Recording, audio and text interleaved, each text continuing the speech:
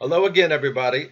Welcome to AliExpress Reviews HQ. Today we will be asking, is AliExpress right for me?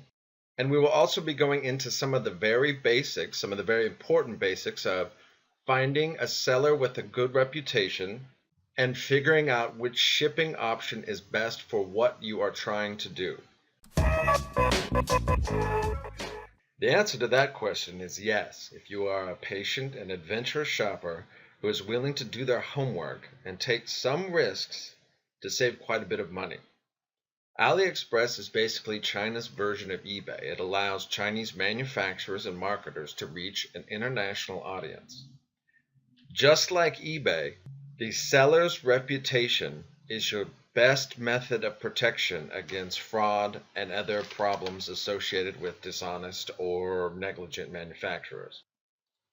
AliExpress's interface will be very familiar to any U.S. consumers familiar with domestic consumer websites. Here we've typed in a USB power bank, we have searched for it, and we shall just randomly click on this one. I cannot emphasize this enough. The seller's reputation score is much more important when dealing with an international purchase. Over here, you see who makes the product. If we click on this, it will take us to the manufacturer's web page. More importantly, if we go to the seller ratings, we will see a detailed breakdown of what exactly has contributed to, in this case, China Brands AE Technology Company's 97.7 positive feedback. There are three components here to their seller rating. One is item as described.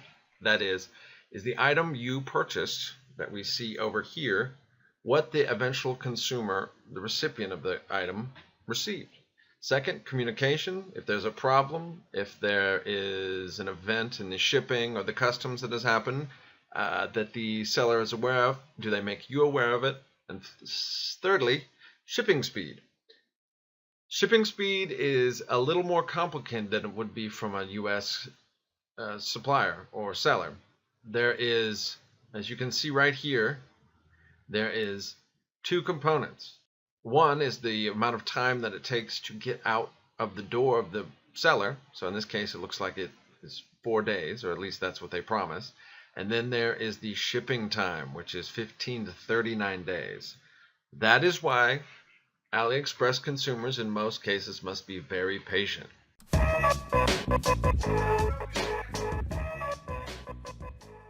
Finally, I'd like to take a quick look at shipping. There's basically three things here to think about when you're buying something from AliExpress. First is, does the seller offer free shipping? This one does. It is not a rule, however, so you might keep that in mind when you're shopping. Second thing is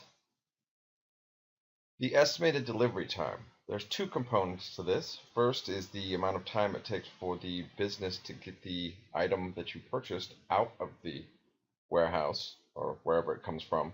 And that's something to be careful of because some sellers take 2 or 3 weeks to get the same product out the door that this business, for example, takes 4 days to get out. And then depending on the method of shipping, which we'll look at here in a second, you'll get an estimate for the amount of time that the item is going to take to get from China or wherever it's coming from to you, and presumably then the United States.